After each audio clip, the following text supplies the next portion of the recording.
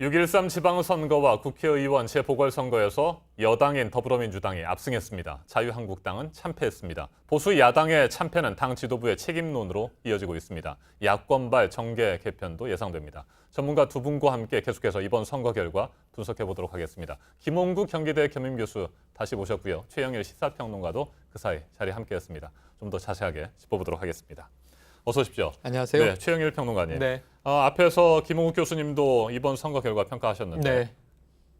평론가님께서는 어떻게 평가하십니까? 자, 이슈 정책 공약이 다 증발된 선거였는데 이 참여율, 투표율은 아주 높았어요. 60.2%. 의외로 높았습니다. 그럼 이것을 어떻게 해석할 것인가?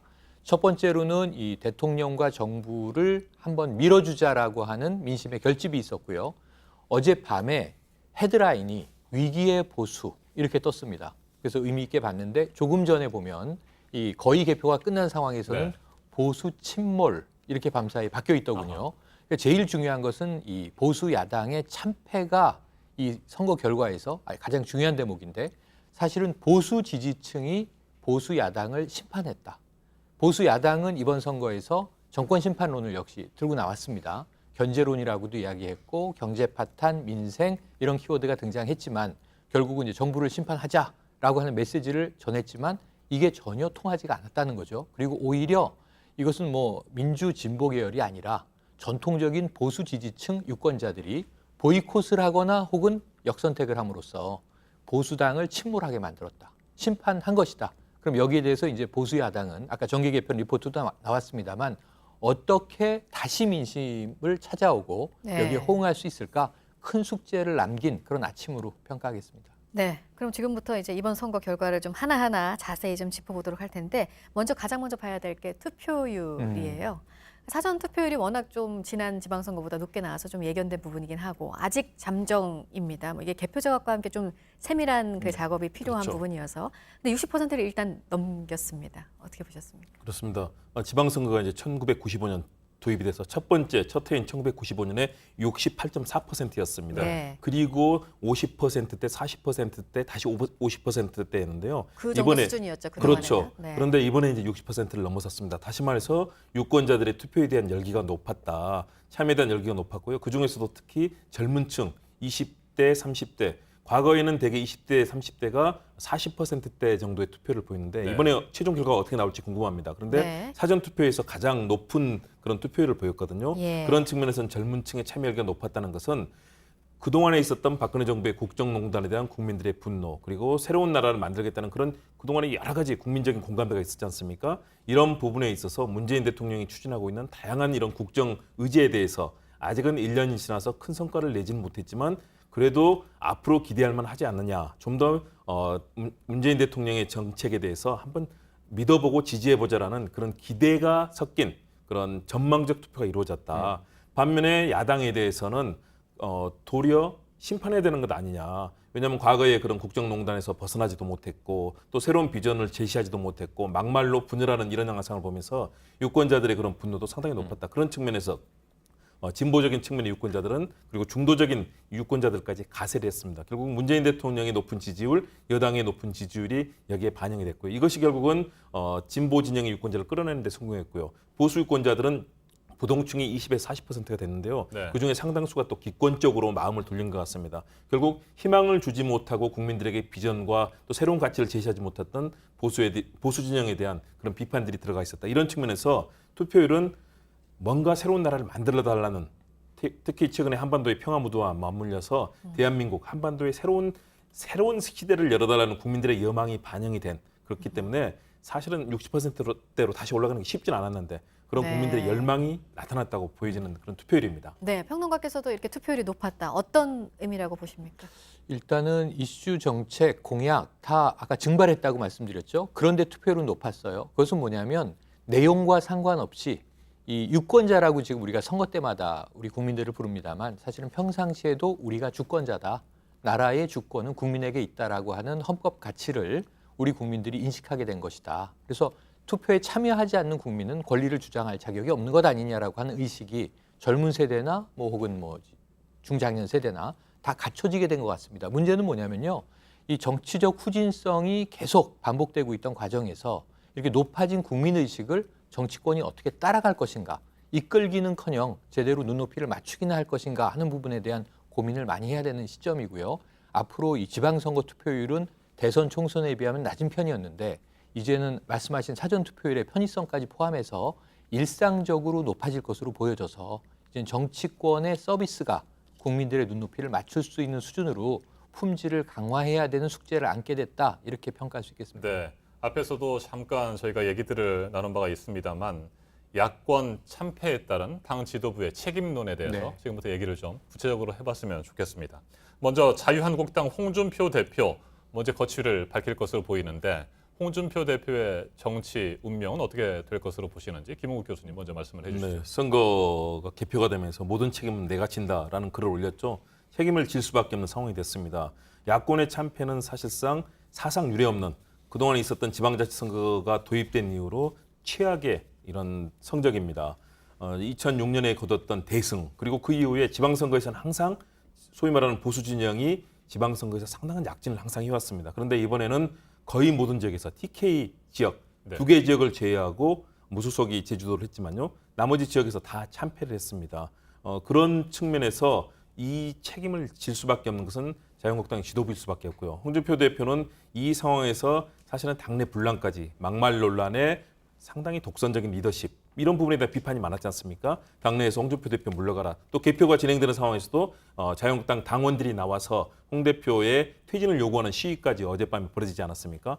이런 상황들은 결국은 홍준표 대표가 보여줬던 리더십이 이 시대 문재인 정부가 들어서서 대안과 또 정책과 비전을 제시하는 야당으로서 모습을 보이지 못한 채 국민들과 유리됐다. 이런 측면에 대한 비판들이 있는 거고요. 그것을 진두지휘했던 홍준표 대표의 리더십에 대해서 사실상 국민들이 심판을 내린 것이다. 그런 측면에서 홍준표 대표는 사퇴는 이미 기정사실화 됐다고 네. 저는 판단을 하고요. 더불어서 무기력했던 기존의 지도부들, 홍준표 대표와 함께 자유한국당의 중진 의원들 여러 목소리도 나오고 있지만 마찬가지로 함께 함께했던 그런 의미가 있다고 볼 수 있거든요. 그런 측면에서 자유한국당 지도부 전체에 대한 책임론 그리고 앞으로 자유한국당이 이제는 새로운 보수의 가치를 위해서 내부의 그런 곡절을 겪어야 되는 상황은 피할 수 없는 그런 운명에 처해졌다고 보여집니다. 네. 자유한국당으로서는 아무래도 광역단체장 선거에서 네. 대구 경북은 지켰지만 부산 경남을 잃었다는 거, 네, 부분이 네. 참 뼈아플 것 같습니다. 이미 홍준표 대표가 이 자신의 목표치를 제시했었죠. 6석을 지키는 것이다. 이때도 비판을 전 했는데 왜냐하면 일반적으로 이 선거에서 정권을 심판하는 주장을 야당이 하려면 공격적인 목표를 제시합니다. 적어도 17개 광역단체에서 과반을 넘겨야, 그러니까 9석 이상을 가지고 와야 이겼다 졌다 우리가 이야기하지 않습니까? 네. 그러니까 6석은 기존의 7석에서 본인이 경남도지사를 던져서 지금 무소속이 된 지역을 빼고는 있는 것만 지키겠다는 얘기예요. 지금 여당도 아니고 야당이 수성하겠다. 그리고 어떻게 이겼다고 승리를 선언할 수 있겠으며 어떻게 정권을 심판했다고 얘기할 수가 있겠습니까? 그래서 너무 소극적인 목표를 제시했는데 그것마저 지킬 수 있을까 하는 여론조사 추이가 쭉 계속됐죠. 그런데 여론조사가 조작이라고 얘기를 하셨어요. 홍준표 대표가. 그러면서 가장 최근까지 자체 조사를 하고 있다. 5곳은 지킨다. 이게 영남입니다. 네. 부울경을 포함해서 대구, 경북. 그리고 여기에 경기와 충남도 넘어올 가능성이 있기 때문에 7개까지도 석권할 수 있다. 이런 얘기를 했었어요. 이게 지금 완전히 오판으로 드러난 아침 아니겠습니까? 완전히 틀린 거죠. 부울경도 다 뺏겼고요. 말씀하신 대로 대구, 경북 2개를 지켰습니다. 그러면 전 여기서 홍준표 대표에게 되묻고 싶어요. 모든 건 다 내가 책임진다. 어떻게 책임을 지죠? 지금 김 교수님 말씀하셨지만 책임을 못 집니다.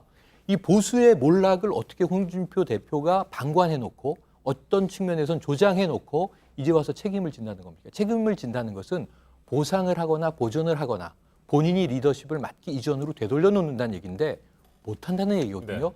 본인이 손 떼고 난 사퇴해서 자숙할게.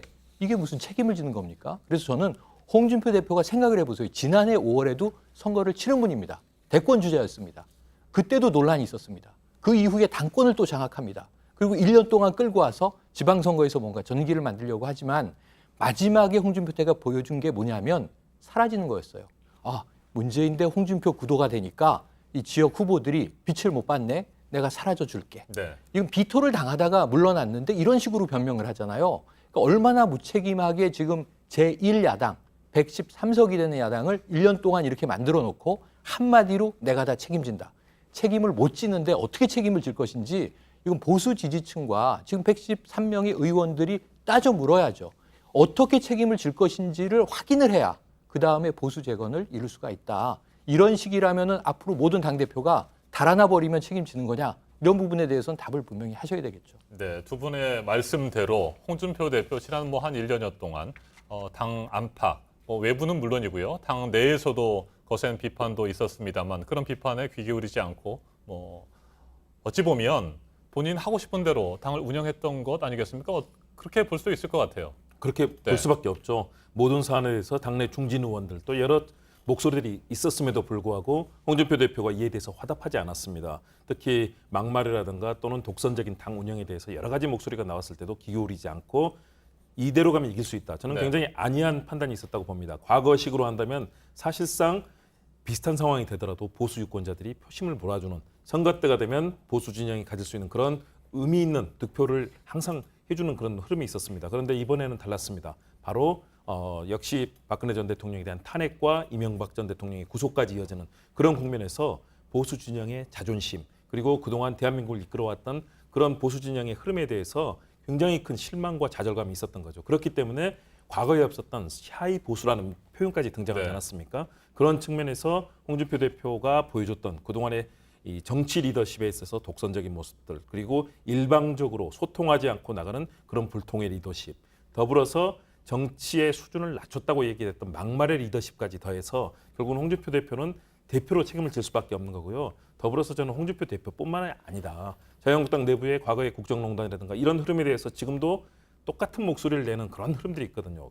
이런 보수의 도덕성과 또 명예를 지키려는 그런 노력들이 상식적이고 합리적인 정치로 거듭나지 않는 한 지금의 지도부로는 사실상 환골탈태가 쉽지 않다. 이런 측면에서 앞으로도 많은 비판과 당내 논의가 진행이 될 것으로 보입니다. 알겠습니다. 홍준표 대표에 대한 평가는 그 정도에서 일단 마무리를 하고요. 자, 바른미래당 유승민 후보에 네. 대해서 얘기를 좀 해봐야 될 것 같습니다.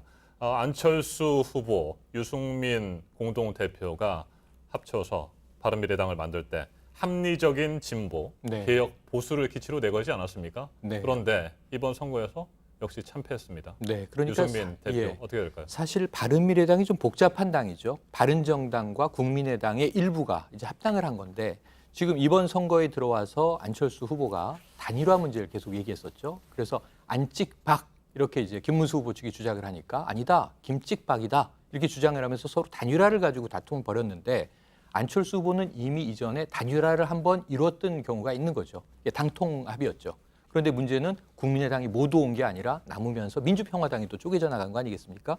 이 복잡한 과정인데 이 4년 전 지방선거로 돌아가 보시자고요. 2014년 6.4 지방선거. 이때는 야당이 질래야 질 수 없는 선거라고 불렀는데 4.16 세월호 참사의 국면에서 벌어졌던 지방선거였습니다. 근데 이때 17개 광역을 9대 8로 나눠 가지면서 네. 야당이 살짝 한석 이기긴 했는데 사실상의 무승부다 이렇게 이야기를 하면서 이 선거를 못 이기다니 하고 당시에 새정치민주연합 공동대표였던 안철수 대표가 물러납니다. 그때. 그러니까 사실은 그때 민주당의 대표였던 셈이에요. 근데 그 4년 동안 돌고 돌아서 국민의당을 창당했다가 자당을 또 깨고 민주평화당을 남겨두고 지금 바른정당과 합당을 했는데 한 지붕 두 가족 체제에서 중도인지 보수인지 정체성도 뚜렷하게 답하지 못한 선거를 치른 겁니다. 그러면서 단일화가 안 됐기 때문에 졌다라고 이야기할 수 없는 상황이죠. 다행히 지난밤에 이미 빠르게 패배를 시인을 했습니다. 국민의 심판을 겸허히 받아들인다. 그리고 시대적인 소임이 무엇인지를 숙고해 보겠다. 이런 얘기를 네. 남겼습니다. 그런데 문제는 저는 바른미래당은 살아남기가 힘들다고 보고요. 조금 전에 우리가 자유한국당 얘기를 했지만 자유한국당의 재건은 어렵다. 시간도 오래 걸릴 뿐만 아니라 그 밥에 그나물이 될 가능성이 크므로 결국은 바른미래당까지 포함해서 이 전체의 영역을 완전히 헤쳐모여 하지 않으면 이 보수 재건은 어렵다고 보거든요. 그럼 지금 바른미래당과 이 자유한국당은요. 중진 연석회의를 통해서 어떻게 우리가 바닥에서 다시 일어날 수 있을까? 그렇다면 결국 이 자유한국당은 탄핵을 인정하지 않았던 그룹이 주로 많고 친박 계열을 포함해서 아직 청산이 안 됐습니다. 탄핵을 주도했던 그룹이 바른정당으로 튀어나왔다가 일부는 다시 돌아간 이런 양상인데 다시 탄핵 국면의 원점으로 돌아가서 자신들을 성찰함으로써 새로운 어떤 이제 기치를 만들어내지 않으면 지금 네. 또 주먹구구 수습으로는 네네네. 내후년 총선을 대비하기도 어려울 것이다. 이렇게 보여집니다. 안철수 후보는 어떻게 될까요? 안철수 후보의 정치적 생명은 사실상 전망을 찾기는 어려워 보입니다. 왜냐하면 대선 국면들, 지난 대선 패배가 있었고요. 또 당을 분당시키는 과정들, 그 이후에 여러 가지 정책 선택을 했지만 이것을 새로운 미래지향적인 정치로 끌어내는 데 실패를 했거든요. 그리고 이번에 받아든 성적, 사실은 이 일을 하면서 어느 정도 정치력을 보여준다면 그동안 선당우사, 당을 위해서 희생했다는 그런 점까지 평가를 받을 텐데요. 결국은 3위를 함으로써 정치적인 기로, 또 과거에 보여줬던 안철수 후보의 새정치라는 그런 부분이 이제는 퇴색해버린 셈이 됐습니다. 안철수 후보 곧 출국한다고 하는데요. 딸 졸업식. 그렇다면 그 이후에 안철수 후보에게 미래 정치에 대한 희망을 우리 정치가 요구할 것이냐. 그러기에는 이미 현재 더불어민주당 문재인 대통령의 국정 운영 또 다양한 그런 정치적 변수들이 이미 많이 있기 때문에 안철수 후보는 사실상 정치적인 생명의 큰 기로에 놓여 있다. 결정적인 돌파구가 만들어지지 않는 한 굉장히 어려운 길을 갈 가능성이 높아졌습니다. 네, 최영일 평론가님께서도 네. 안철수 후보의 이번 3위 성적에 대해서 하실 말씀이 좀 있으실 것 같습니다. 네, 조금 전에 4년 돌고 돌아 이제 대권 후보 지난해 실패하고 그때도 3등이었습니다. 그땐 김문수 후보가 아니라 홍준표 후보였던 것이죠. 이번에 거의 똑같은 데자뷰로 이 후보만 자유한국당에서 이제 김문수 후보로 바뀌었을 뿐이 또 3등입니다. 그렇다면은 더 이상의 정치적 희망이 있겠는가? 오히려 시대적 소임을 정치 영역 외로도 눈을 돌려서 본다면 원래는 한때는 청년들에게 최고의 멘토였습니다.